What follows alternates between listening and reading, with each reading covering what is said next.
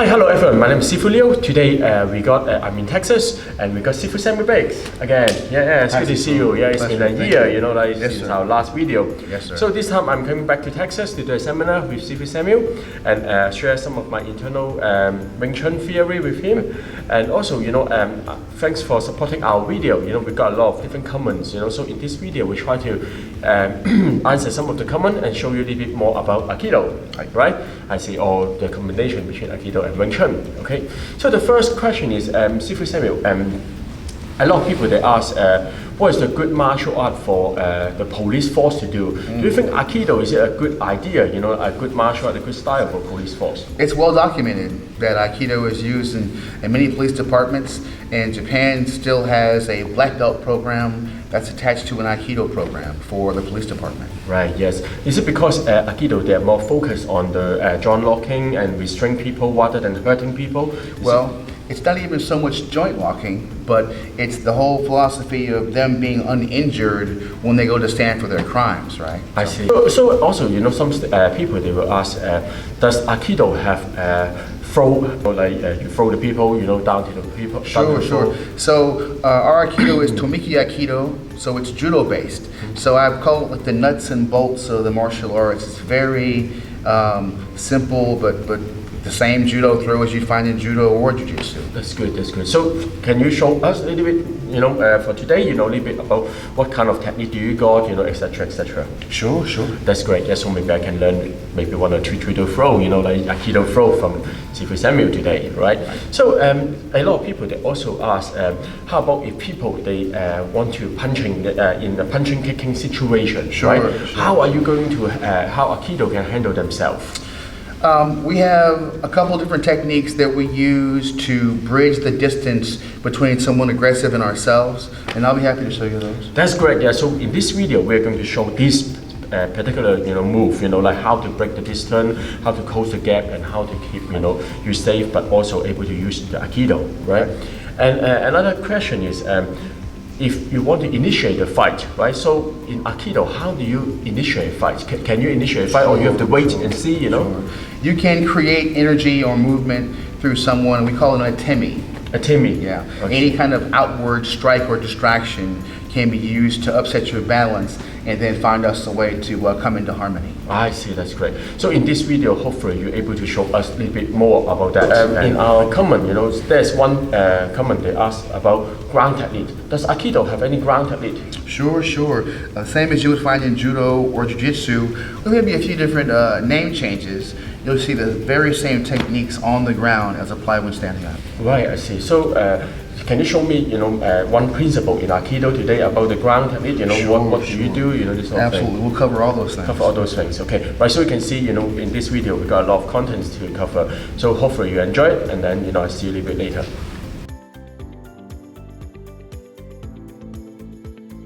Arm throw. Single arm throw, right? So typically it's like this. Right. Typical. Yeah. Typical arm throw. Yep. Like that. Yep. Okay. It can also be like that. I see. So how do you execute these two techniques? Right? What I have to be pay attention? I have to feel you extend your energy. Yeah. So I push you, something like that's that. Right. Often I will yield some energy. Yeah. Still checking you here, but yielding here, but this is still going forward. I see. Right? From here. I see. Sorry. Right there. Right. I see. Right. So do you have to emphasize, because I know some judo practitioners, they emphasize you have to put the hip under the hip line, this sort of thing. Do you have to emphasize in this? Well, in this particular case, yep. I'm simply allowing you to exist, and I go where you're not with me. Oh, I see. In this space over here. I see. Right? I can also add the hip if I need to. Yes. Right? Or as I go down, I can, right? I see. Bump you, right? I see. But it depends on how much you give me. I see. And if you give me enough, if you come at me and give me enough, I see. Right, that's it. And this is the purpose of Aikido, is to blend with him. I see. So you can see, this is a good example, right? You don't have to using physical against physical. You can use your opponent energy, right, to against them. I think this is quite a good topic, you know, because a lot of people, they think about you have to use aggression, you have to use force against force, physical to win the battle. Actually, it's not. If you know what to do, you can use a softer way or less physical way to deal with a big opponent, right? So how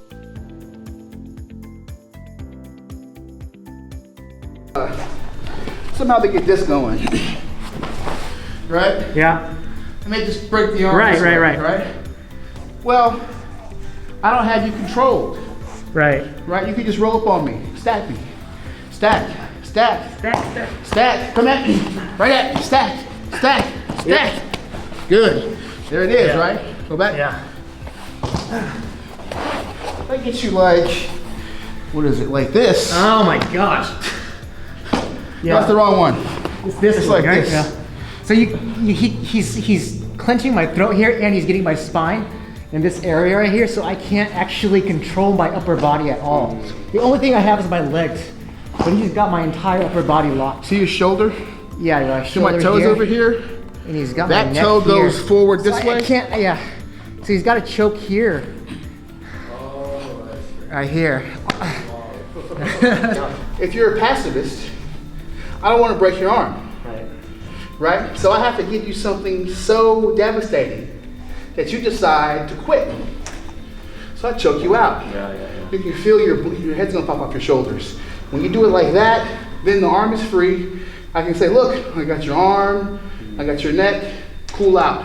Right? But otherwise you just go, bah! They just fall down and yank on it, you know? You can't control that. And then you gotta take them to the hospital and take them soup, help them go to rehab. Okay.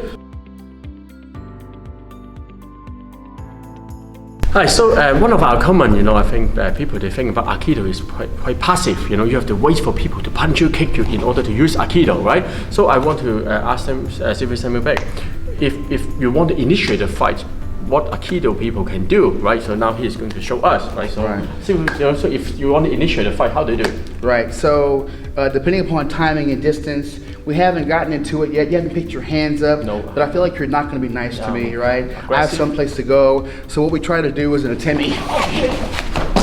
That's it. Well, okay. Right. I'm not ready, you know, so yeah. What is it about? What's going on here, actually? So it's any outward strike or distraction. Yeah, so I will try block, right? As soon as you move, Exactly. Right, so he got the throw, right? right. Okay. So basically, it's a surprise, right? So basically, it's an element of surprise, isn't it? And you're still not hurt, No. right?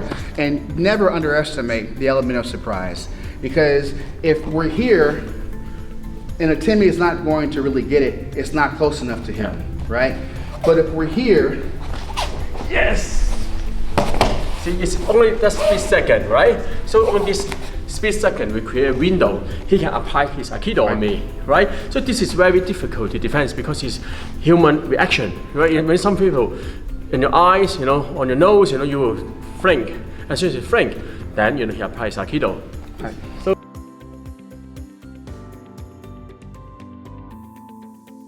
So if someone punch you and kicking, and how are you going to apply your Aikido? Right. So we've gone from hands down, and he doesn't want to hurt me, to his hands are up, and he wants to not be nice, right? So once his hands go up, I have to close the distance without getting injured and find some way to cover his mitts. I enter on an angle, and now that I have touching his body, I know what he's going to do in a few different ways.